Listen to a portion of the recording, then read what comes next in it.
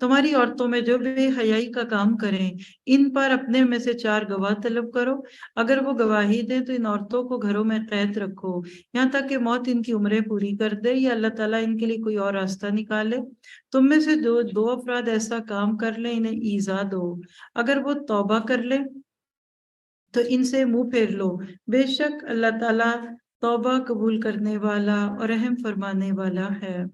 अल्लाह ताला सिर्फ इन्हीं लोगों की तौबा कबूल फरमाता है। दुआ करें अल्लाह मुझे आपको ऐसे लोगों में शामिल करें जो बवजह नादानी कोई बुराई कर गुजरे, फिर जल्द इससे बाज आ जाए और तौबा करें, तो अल्लाह ताला भी इनकी तौबा कबूल करता है।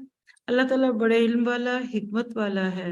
इनकी तौबा नहीं जो बुराइयां करते चले जाएं, यहाँ तक कि जब इनमें से किसी के पास मौत आए तो कहते हैं कि मैंने अब तौबा की, और इनकी तौबा भी कबूल नहीं जो कुफर पर ही मर जाएं। यही लोग हैं जिनके लिए हमने अलमनाक अजाब तैयार कर रखा है। या अय्युहल्लज़ीना आमनू, तुम्हें हलाल नहीं कि जबरदस्ती औरतों के विरसे को ले बैठो। इन्हें इसलिए रोक न रखो कि जो तुमने इन्हें दे रखा है इसमें से कुछ ले लो।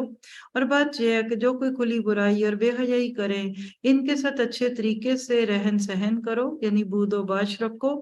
गो तुम इन्हें नापसंद करो, लेकिन बहुत मुमकिन है कि तुम एक चीज को बुरा जानो और अल्लाह ताला इसमें बहुत ही भलाई दे दे। और अगर तुम एक बीवी की जगह दूसरी बीवी करना ही चाहो, और इनमें से किसी को तुमने खजाने का खजाना दे रखा हो, तो भी इसमें से कुछ ना लो, क्या तुम इसे नाहक और खुला गुनाह होते हुए भी ले लोगे? ये है वो आयत जो हजरत उमर के किस्से में मैंने आपको सुनाई थी। हजरत उमर ने हक महर की हकबंदी करना चाहिए, तो एक औरत ने आकर ये आयत पढ़ के बता दी कि अल्लाह ने तो कहा किंतार दे दो, तो 500 दिरहम किंतार तो नहीं होते। तो उमर ने कहा था कि औरत मर्द से ज्यादा फकीह है। फरमाया, तुम इसे कैसे ले लोगे हालांकि तुम एक दूसरे को मिल चुके हो, और इन औरतों ने तुमसे मजबूत अहदो पैमान ले रखा है। और इन औरतों से भी निकाह ना करो जिनसे तुम्हारे बापों ने निकाह किया, मगर जो गुजर चुका।